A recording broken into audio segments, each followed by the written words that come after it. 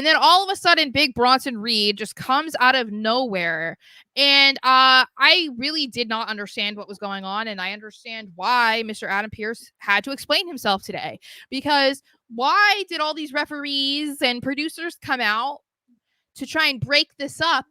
But then when Bronson gets onto the top rope, they make sure they get out of the way and they leave poor Seth Rollins to lay there and be demolished.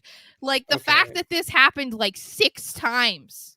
It was 6, actually, on fact, yes. And it's like, I just started laughing at that point because I was like, this has to be a joke, right? Like you came out and you're like, oh my God, we need to help him. This can't be happening to him. And then you keep moving out of the way instead of moving him out of the way. Like, yeah.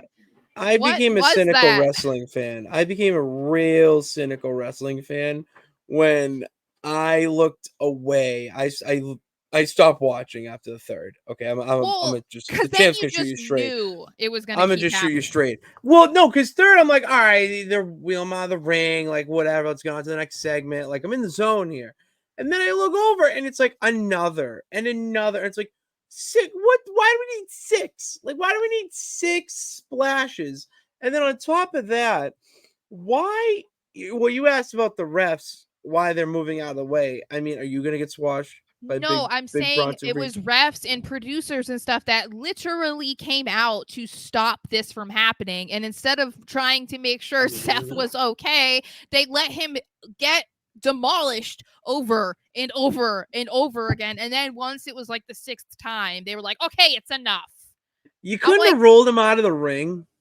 That's what I mean. Just like after the third, just like dude is literally bleeding from the mouth, coughing up blood, and they're trying to sell it that he has internal injuries, which this is why I was interested in it. So I saw that Richard said, yes, Bronson Reed definitely got over in the segment, which, hello, welcome aboard, guys. Bronson's been legit, forever, but welcome aboard.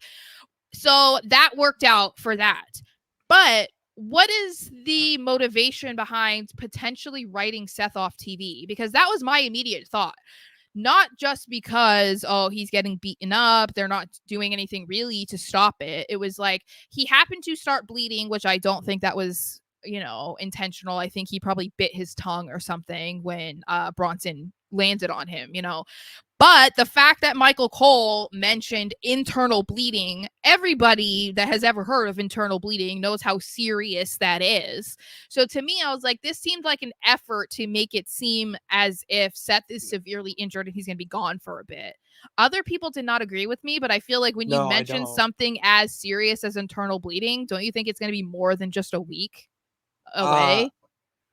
I mean, maybe he's not there next week. That's not where my mind is. But when we say written off TV, I don't think that's the case at all. You don't think that having Bronson Reed go on him 6 times was potentially trying to write him off TV? Well, I mean, the man was actually real injured, and he refused to be off television. Bronson Reed needs a little bit of a big push, wants to go up against a top star. Remy, you agree.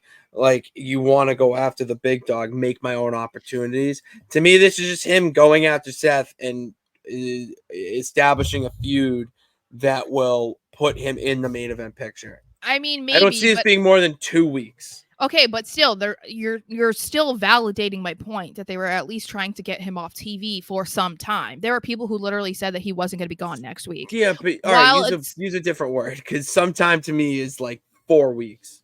Okay, whatever. I'm just saying they're trying to get him off TV. They're going to say he's injured. That's what I'm trying to say, is that but what was the point of that is what I'm asking, because he is now super involved in the Drew Punk saga right now, maybe even more so than Drew and Punk versus each other, because we saw what happened at SummerSlam between Punk and Seth. So there seems like they might be going in that direction. But then people were thinking, okay, are they going to get a triple threat? Is that what's going to happen from this? Are we now going to get a fatal 4-way with Bronson Reed? But I don't really understand the point of throwing Bronson into a CM Punk Drew McIntyre thing. So to me, it's like, I don't know. There felt like maybe Seth needed to be off TV for a couple weeks, and this was part of it. I don't know. I was just that was just my immediate thought because it felt very over the top to just be a normal moment on Raw, if that makes sense. Like it felt like there was a purpose to this beyond just trying to get Bronson Reed to be like legitimized. You know? No, it's just more legitimizing Bronson Yeah, Reed see, to I don't me. agree with you, but that's okay.